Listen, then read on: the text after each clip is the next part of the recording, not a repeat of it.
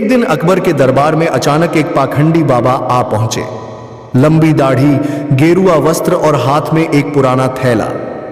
दरबार में प्रवेश करते ही बाबा ने अपना थैला खोला और उसमें से चमचमाते सोने जैसे सिक्के, हवा में तैरती छोटी छोटी वस्तुएं और रंग बिरंगे फूल निकालने लगे। उनकी मायावी करतूत देखकर पूरा दरबार स्तब्ध रह गया। यहां तक कि बादशाह अकबर भी क्षण भर को आश्चर्यचकित रह गए। बाबा बोले, जहां मेरा थैला है वहां गरीबी नहीं टिक सकती। जो मेरा शिष्य बनेगा उसे धन और वैभव की कमी कभी नहीं होगी। दरबारियों में खुसर फुसर शुरू हो गई। कोई कहता यह सचमुच सिद्ध बाबा है, कोई कहता इनके पास अलौकिक शक्तियां हैं। धीरे धीरे लोग बाबा के झांसे में आने लगे। अकबर समझदार थे, मगर उन्होंने चुपचाप सब देखा और बीरबल की ओर संकेत किया। अकबर बोले, बाबा, यदि आपकी शक्तियां सच्ची हैं तो आप हमारे खजाने को और समृद्ध कर सकते हैं। कल दरबार में आकर हमें और चमत्कार दिखाइए। बाबा सहमत हो गए और चले गए। अगले दिन दरबार भर गया। लोग बाबा का तमाशा देखने के लिए उतावले थे।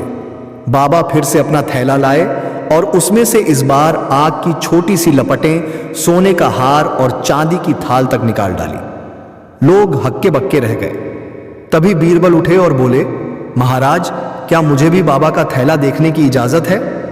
बाबा घबरा गए, मगर अकबर ने हुक्म दिया। मजबूरी में बाबा ने थैला बढ़ा दिया।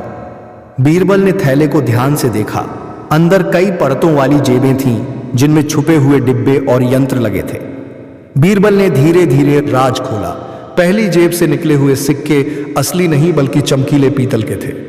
दूसरी जेब में चूना और कपूर रखा था, जिसे हवा में फेंकने से धुएं और रोशनी जैसी लपटें निकल रही थीं।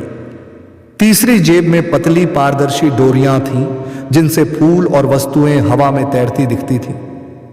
बीरबल मुस्कुराकर बोले, महाराज, यह कोई चमत्कार नहीं बल्कि चालाकी और हाथ की सफाई है।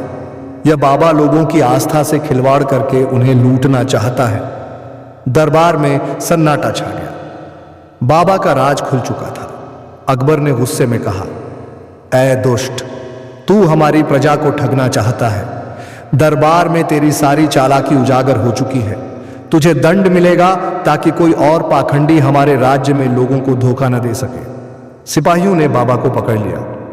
लोग जो अब तक उसके झांसे में थे, बीरबल की बुद्धिमानी पर दंग रह गए। अकबर ने दरबार में घोषणा की, सच्चा संत वही है जो ज्ञान, दया और सेवा से लोगों का मार्गदर्शन करे। ऐसे पाखंडियों से सावधान रहना।